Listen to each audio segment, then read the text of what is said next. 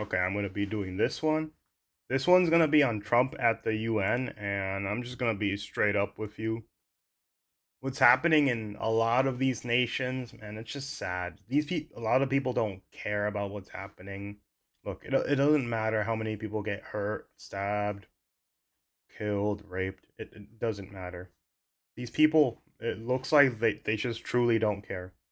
The amount of people that it's gonna take for these guys to back up everything they say and do, let's be honest, there is no amount. So once you know that, you realize that this is just sad. Britain, France, Germany, you don't deserve to live like this. But let's start now with US President Donald Trump's landmark address to the United Nations. Yep. This was an extraordinary speech, not only for its content, but for its strong message to world leaders about how he believes they're destroying Western civilization. I agree. Trump's two major warnings to the world were on uncontrolled immigration and on green renewable energy. I agree. I just want to repeat. By the way, just so you know, they're buying gas from Russia. Yeah, so you're gonna tell me you're gonna stop making gas, you're gonna put renewable energy, but yet when you need it, you buy it from Russia, which is not doing the same thing. Like how? That's just retarded. There's no other way to put it. That immigration and the high cost of so-called I'm gonna admit it. Bro looks even more orange than he usually does today. Holy crap! Holy crap, Trump! Turn it down a little. Holy crap! green renewable energy is destroying a large part of the free world and a large part of our planet. Yep. And the president said that countries that cherish freedom are fading fast because of their positions in these two areas. He spoke about Sharia law becoming the norm in some parts of the United Kingdom. Yeah, that is true. Basically, you pick up a bunch of people who don't respect your laws, don't respect your border, don't respect your girls, don't respect your women, don't respect you. And you can't just expect them to magically follow your laws.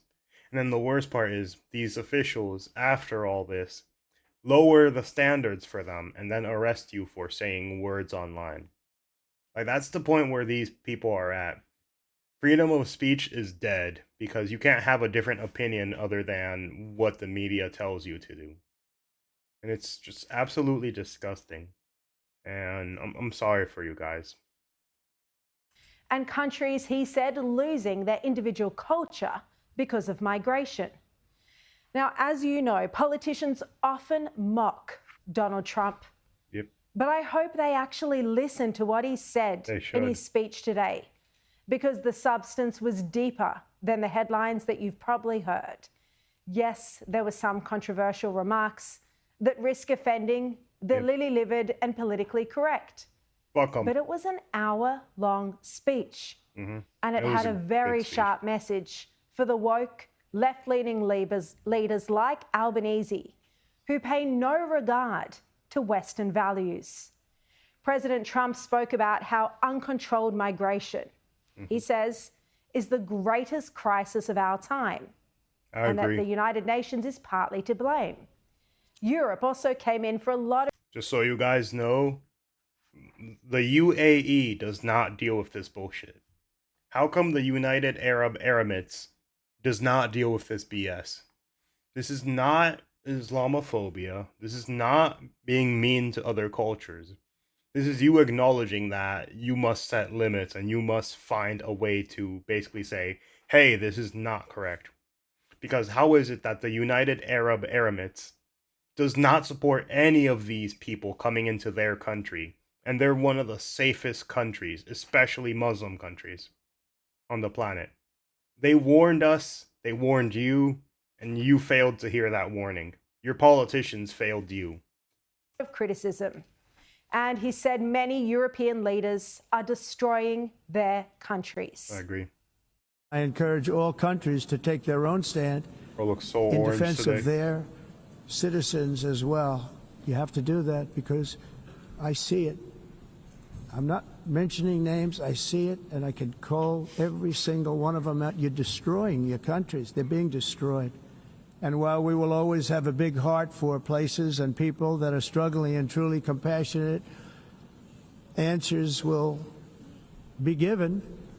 We have to solve the problem, and we have to solve it in their countries, not create new problems in our countries. And we are very helpful to a lot of countries.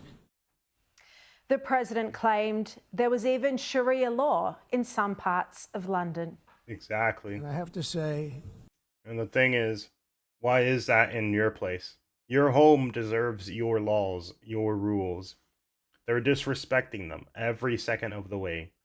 How many little girls are these politicians willing to sacrifice until they finally stop? The answer is none. They don't care. They don't care, they never will care. Because all the problems are everywhere else except where they live. So why the hell would they care? I look at London, where you have a terrible mayor, terrible mayor. And it's been so changed. Now they want to go to Sharia law. But you're in a different country. You can't do that. Exactly. Both the immigration and their suicidal energy ideas will be the death of Western Europe. I agree. The president also spoke about the number of people in prisons who he says are migrants in individual countries across Europe and Africa. When your prisons are filled with so-called asylum seekers who repaid kindness, and that's what they did. They repaid kindness with crime. It's time to end the failed experiment of open borders. You have to end it now. See, I can tell you. I agree. I'm really good at this stuff. Your countries are going to hell. Going to hell. And he was also fiercely critical of the United Nations. He said the body, meant to protect world peace, has not helped end any of the 7 wars that he'd negotiated. It's too bad that I had to do these things. He got, like, the majority of them are more so ceasefires right now, but at least a lot of them aren't continuing, with the biggest failure he had being the Russia-Ukraine war. Oh my god, that war turned into shit real quickly. Instead of the United Nations doing them. And sadly, in all cases, the United Nations did not even try to help in any of them.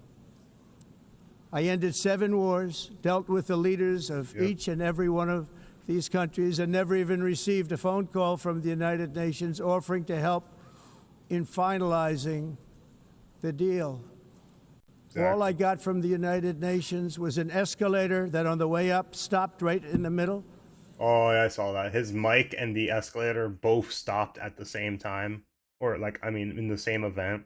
And one of them, maybe 2 of them, I don't know, that's a bit suspicious. It looked like someone purposefully did that. If the First Lady wasn't in great shape, she would have fallen. But she's in great shape. We're both in good shape. We both stood. And then a teleprompter that didn't work. These are the 2 things I got from the United Nations, a bad escalator and a bad teleprompter. And he's right, because you can see in this footage that Melania did come close to stumbling. And it can't be a coincidence that this is the precise moment the escalator stopped working, when the president and the First Lady were on it. And it's a point the White House press secretary, Caroline Leavitt, made as well. She said on social media, if someone at the UN intentionally stopped the escalator as the president and First Lady were stepping on, they need to be fired and investigated immediately. God damn, investigated. But as you heard there when Trump spoke, he turned the incident into a moment of comic relief during his speech, while still driving his point home. And his address was, in parts, entertaining and even hilarious. There were many moments throughout the hour-long speech when the hostile audience at the United Nations couldn't help but laugh. And he also got a laugh when he said he didn't mean to be braggadocious. But I suppose if he doesn't outline his own achievements, then who will? And so list them he did, braggadocious or not. Now, on the Middle East, on Israel, Trump showed what is now rare moral clarity within the walls of the United Nations. speaking at the body where many nations, including Australia, had just days earlier voted to recognise a Palestinian state. Trump made it clear that this was a reward for the barbaric terrorism of October 7. I agree. I'm going to tell you right now, I made a video like yesterday, but the thing is, Bill Clinton was dealing with this BS. Trump was dealing with this BS. This has been going on forever. Basically, every time they get a ceasefire or a deal to make their like part a state, they always, every single time decline it. Hamas always does. At this point, I'm just gonna say it. They're not interested in stopping this war. They want to keep continuing because this is what they love to do. It's sad, it's disgusting, but that's truly it. Now, as if to encourage continued conflict, some of this body is seeking to unilaterally recognize a Palestinian state. The rewards would be too great for Hamas terrorists for their atrocities. This would be a reward for these horrible atrocities. And Trump also, in this section of his speech, called for the release of the hostages. Not a couple of hostages, not dribs and drabs, but all of them. Yep. Those who want peace should be united. There's a chance they're all dead by now, to be honest. Release the hostages now. Just release the hostages now. Okay. I think it started in 2023. Let me quickly fact check that.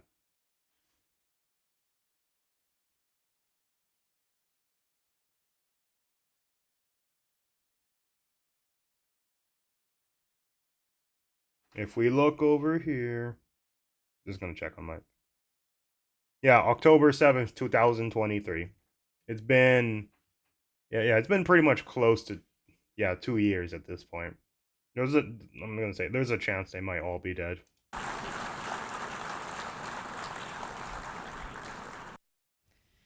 Isn't it wonderful to hear the loud applause for Trump's call to bring the hostages home now? Because for too many world leaders, our own included, the starved and tortured hostages are simply an afterthought, and it's cruel. That's sad. Then on the war, Russia's war in Ukraine, Trump spoke about the absurdity of other nations buying Russian oil. Exactly. They don't support the war, but yet they buy Russian oil, which helps them support their war effort. It doesn't make sense. It's absolute retardation. That's not going to stop the war.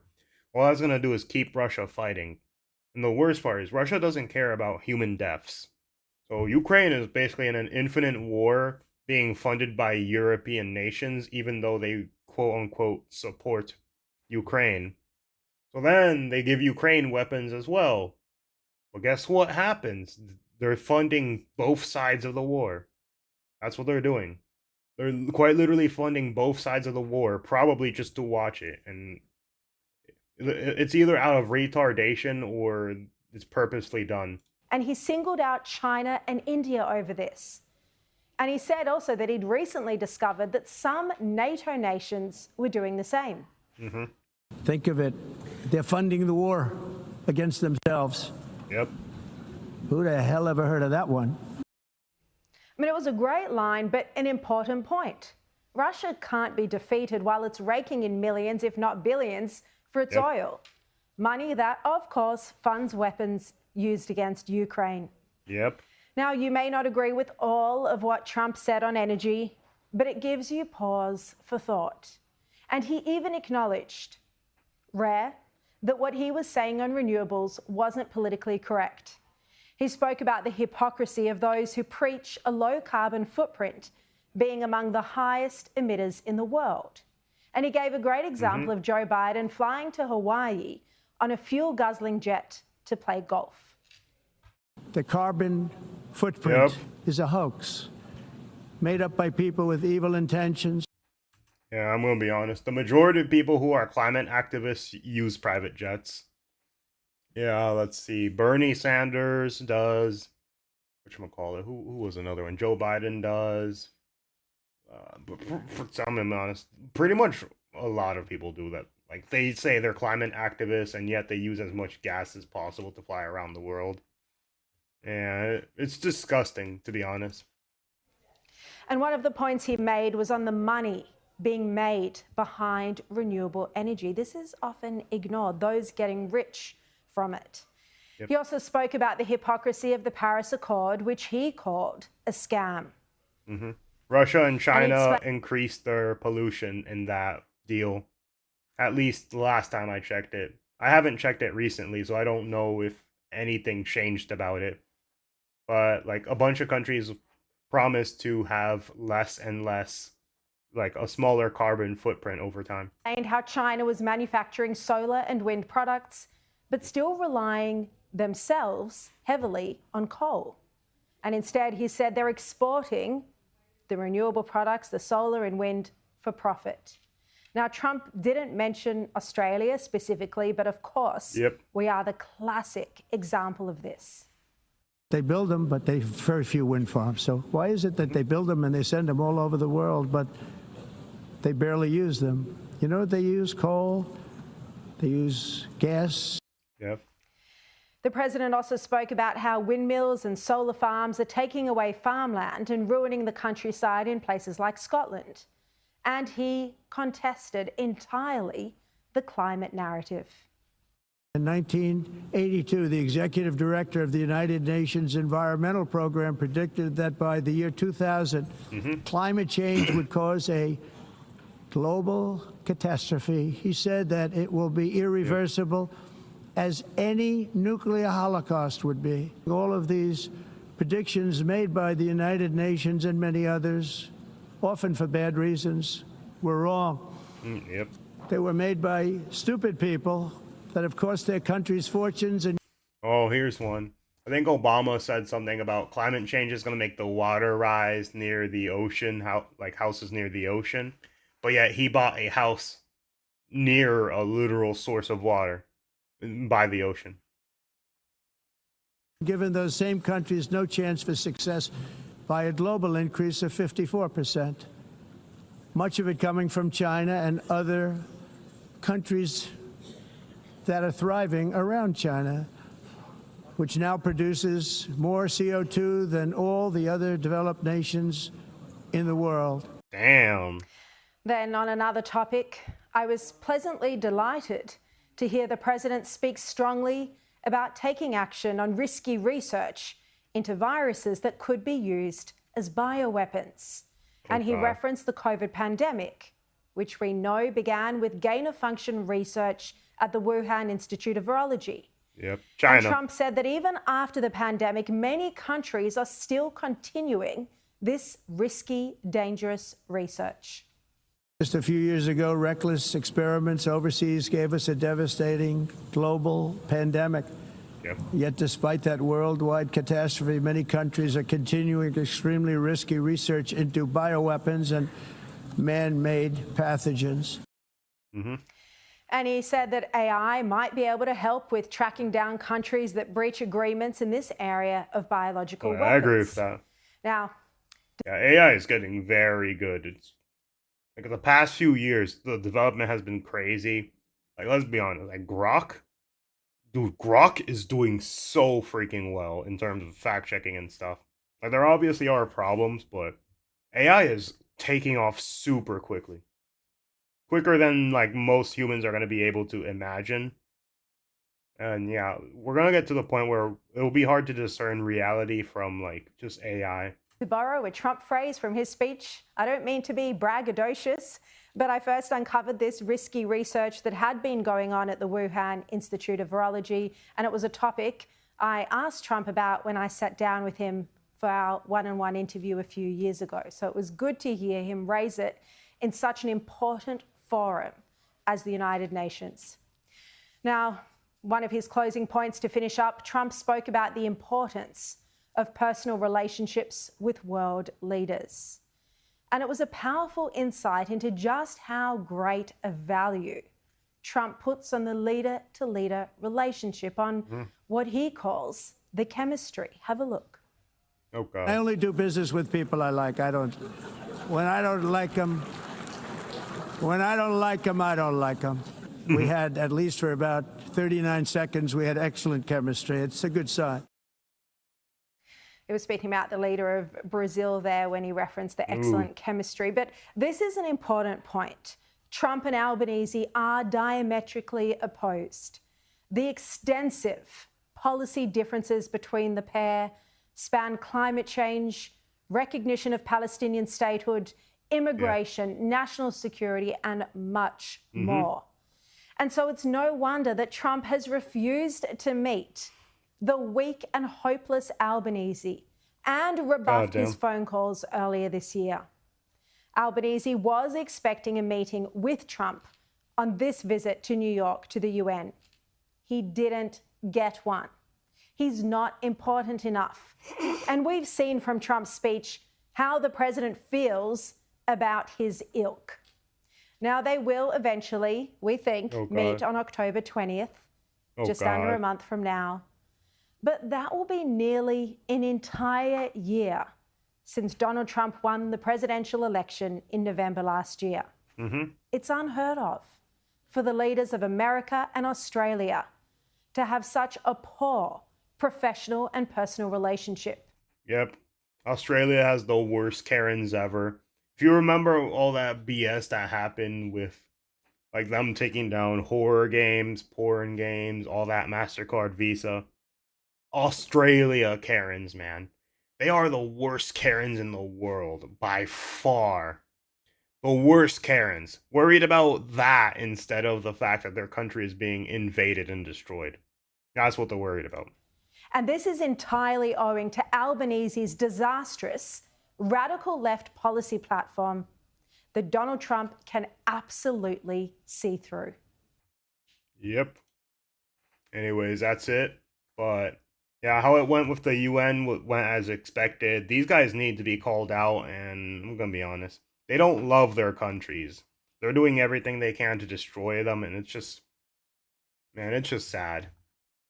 All the innocent people that are being destroyed because of this, my condolences, but I don't see a very good future for Europe. I really don't, at least right now. I hope you guys can take back your countries and fix everything, but as of now, yeah.